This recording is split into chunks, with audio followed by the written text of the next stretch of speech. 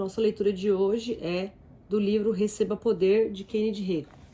Capítulo 1. Esta é a nossa vez. Sempre que leio o jornal, ouço as notícias no rádio ou vejo na TV, ou até mesmo quando acesso à internet, lembro-me das palavras do apóstolo Paulo sobre o que ocorreria nos últimos dias antes da vinda de Jesus. Os versículos a seguir descrevem exatamente as condições em que vivemos neste tempo.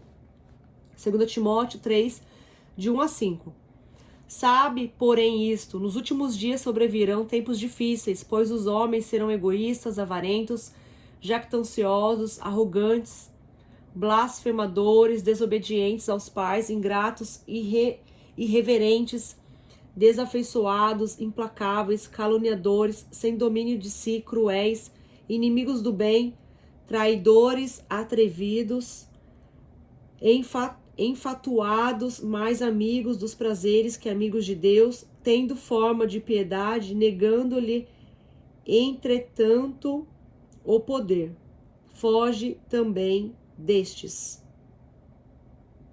Ao longo dos séculos, os cristãos passaram por dificuldades e desafios que apenas em sua fé e confiança no Senhor foram capazes de fazê-los superar. Contudo, nesses últimos dias, mais do que nunca, devemos nos voltar para o Altíssimo, em busca de auxílio e força. Por quê? Em tempos como este, somente pelo poder de Deus estaremos a salvo até o fim. Podemos perder o poder de Deus em uma geração. Desde meu nascimento estive envolto pelo poder de Deus e cresci vendo sua manifestação. Sempre que ia à igreja durante a minha infância e a adolescência, esperava o poderoso mover do Espírito Santo durante os cultos. Nos dias atuais, no entanto, enquanto viajo por todo o país, tenho constantemente me perguntado: onde está aquele poder?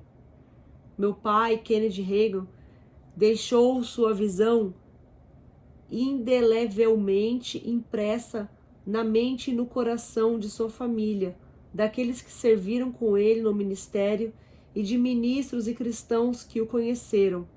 Ele pregava que é preciso manter a fé vibrante em Deus e em sua palavra, a fim de ver a sua vontade realizada neste mundo, o que somente ocorrerá por meio do poder do Espírito.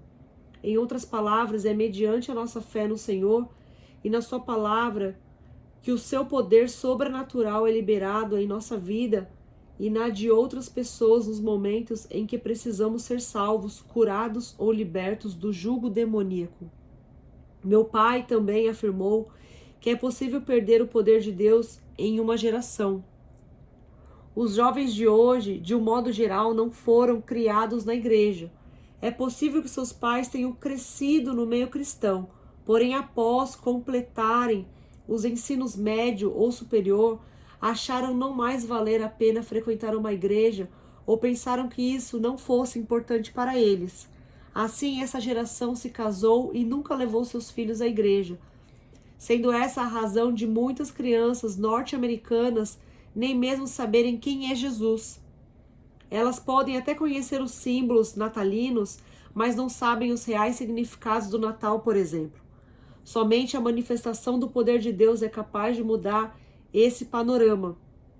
Se desejamos conquistar a geração jovem para Jesus Cristo e transformar nossa cultura, é preciso haver mudanças. Contudo, isso apenas acontecerá se os cristãos de toda parte perseverarem em fé e demonstrarem o poder do Espírito Santo.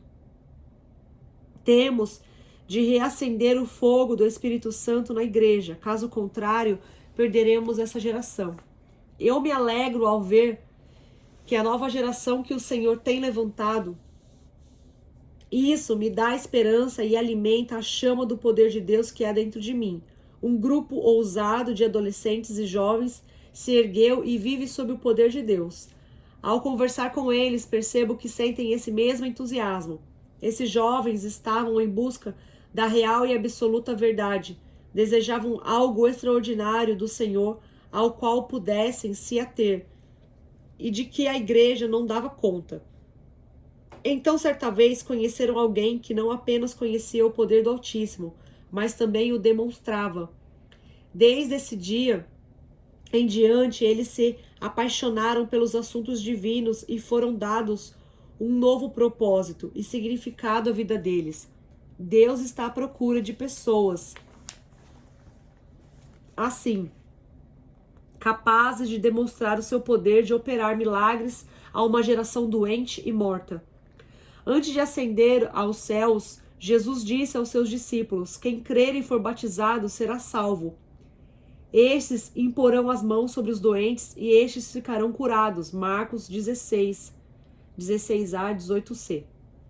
Esses versículos contidos no Evangelho de Marcos são comumente citados como a grande comissão, e tal mandamento foi dado a todos os que creem. Jamais foi a pretensão de Jesus que a obra ministerial fosse manifesta apenas por aqueles chamados para fazer parte do ministério quíntuplo, citados em Efésios 4:11. E ele designou alguns para apóstolos, outros para profetas, outros para evangelistas e outros para pastores e mestres. Isso significa que se você crê e foi batizado, há uma boa chance de que o Espírito Santo bata no seu ombro e o chame a orar pela cura de alguém. Analise as seguintes palavras de Jesus: os enfermos ficarão curados. Note que ele não disse talvez sejam curados, ou talvez eles não sarem, mas ainda assim imponham suas mãos sobre eles. Não, Cristo declarou, eles ficarão curados. Precisamos nos lembrar de que os enfermos alcançam a cura por meio das pisaduras sofridas por Jesus. Não somos nós quem os curamos, contudo somos vasos ou instrumentos usados para o fluir da cura do Senhor. Quando cremos e agimos de acordo com a sua palavra, liberamos o poder de restauração do Espírito Santo. Para um tempo como este. Estamos agora neste mundo e esta é a hora de agir. Este é o tempo que se chama hoje e que nos conclama a levar o poder de Deus às pessoas. Podemos não ser apóstolos tal qual Paulo fora, porém a mesma comissão nos foi dada pelo Senhor. Essas são as palavras de Paulo sobre a sua missão bem-sucedida. 1 Tessalonicenses 1:5. Porque o nosso evangelho não chegou até vós tão somente em palavra, mas sobretudo em poder, no Espírito Santo e em plena convicção, assim como sabeis ter sido o nosso procedimento entre vós e por amor de vós.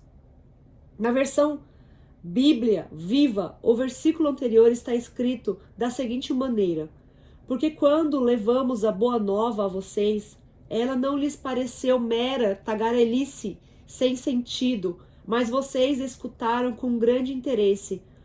O que nós lhes contamos produziu um resultado poderoso em vocês, pois o Espírito Santo lhes deu uma profunda e plena certeza de que o que nós dizíamos era verdadeiro. De que modo o Consolador lhe deu essa certeza? O poder de Deus foi manifesto quando Paulo pregou, ensinou, impôs as mãos sobre os enfermos, expulsou demônios ou profetizou.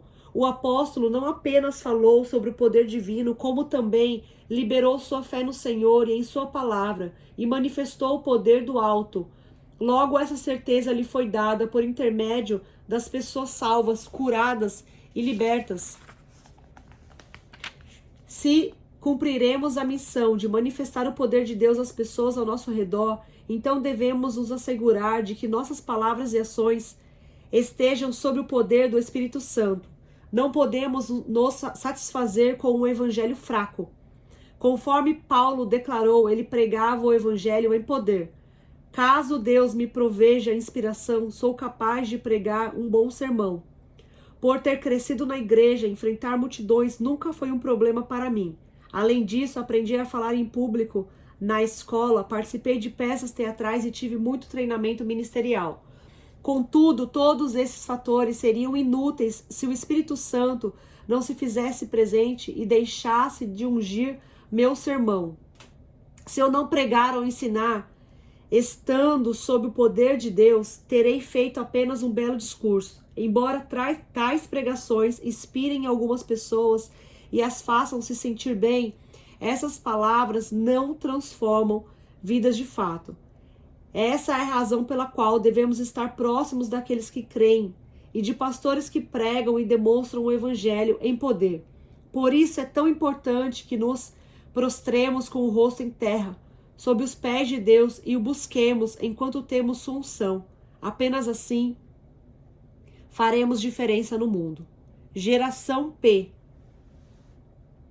As gerações nascidas em diferentes épocas são chamadas de maneiras peculiares, tais como a geração Y, os baby boomers, millennials, entre outros nomes. Acredito que este é o tempo de que a igreja surgir como a geração P, aquela cuja vida manifesta o poder de Deus, e quando formos erguidos, poderemos dizer: nós fazemos parte da geração P. Provavelmente as pessoas acharão estranhos e nos perguntarão o que P significa. E nós responderemos: significa poder. Porém, não é qualquer poder, mas sim aquele que vem de Deus. Você deseja que eu ore pela sua vida? Tem enfrentado algum problema terrível? Jesus me enviou para ajudá-lo. Eis a oportunidade de demonstrarmos o poder de Deus. Talvez um dos dons do Espírito Santo opere e nos instrua a dizer ao nosso próximo uma palavra de conhecimento, sabedoria ou profecia. O Consolador pode nos revelar a doença física de uma pessoa e nos capacitar a impor nossas mãos sobre ela a fim de curá-la. Ao permitirmos o poder de Deus em nossa vida, faremos parte de um grupo de cristãos que opera milagres, sinais e maravilhas. Assim preencheremos o mundo da escuridão com a maravilhosa luz de Jesus Cristo. Em momento algum, as pessoas à nossa volta deveriam duvidar do poder do Senhor. Em vez disso, elas devem vê-lo manifestado continuamente em nossa vida. Aceitemos, portanto, o mandamento do Altíssimo e sejamos capacitados a operar o poder de Deus. Então, este foi o primeiro capítulo deste livro, Receba Poder. Adquira já para que você possa lê-lo completamente. Espero que você tenha sido edificado. Até a próxima. Deus te abençoe.